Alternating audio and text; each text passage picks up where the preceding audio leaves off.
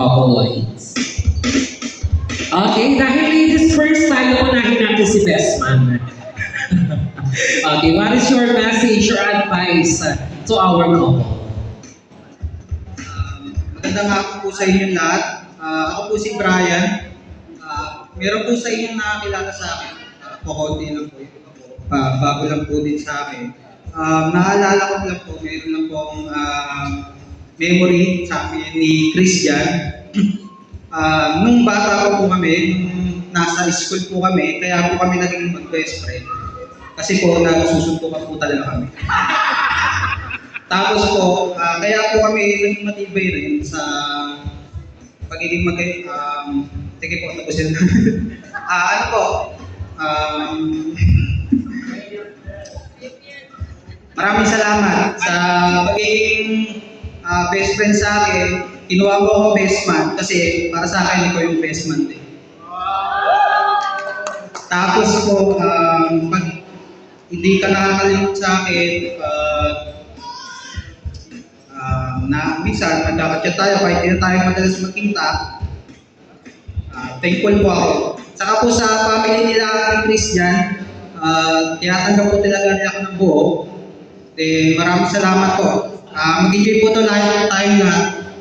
Magandang hapon po ulit. Maraming salamat po sa lahat. Thank you po. Oo, para hindi lang best friend, ito rin yan nilang dalawa, parang ano na rin sila, sibling yan. Oo, in the other family. Okay, our maid of honor naman, what's your message or advice to our couple? Magandang hapon po sa ating lahat. Siyempre lalo na sa ating newlyweds. Congratulations din. So, isa to sa mga napaka-espesyal na araw para sa kanila. Siyempre para na rin sa ating lahat na naging parte nito. And sa mga hindi nakakakilala sa akin, ako nga pala si Jen. So, si Brian po, hindi ko lang siya basta naging parang kaibigan. Naging parang kapatid ko na rin siya. Kasi sa araw-araw na magkausap kami, nagkasama kami magkatrabaho, kahit virtual yan. Kasi work from home kami sa dati namin trabaho. Talagang araw-araw naging parte na ng isa't isa yung buhay namin. So, sa lungkot, sa saya, sa mga fur babies namin, at kung ano-ano pa, Taylor Swift, gano'n. So, gusto ko lang din na malaman ko na sobrang saya ko ngayon para sa'yo. Then, ngayon na hindi na tayo magkatrabaho, kahit hindi na tayo madalas na nagkakausap at nagkikita, gusto ko magpasalamat sa'yo kasi hindi mo lang ako basta inimbita sa kasal mo.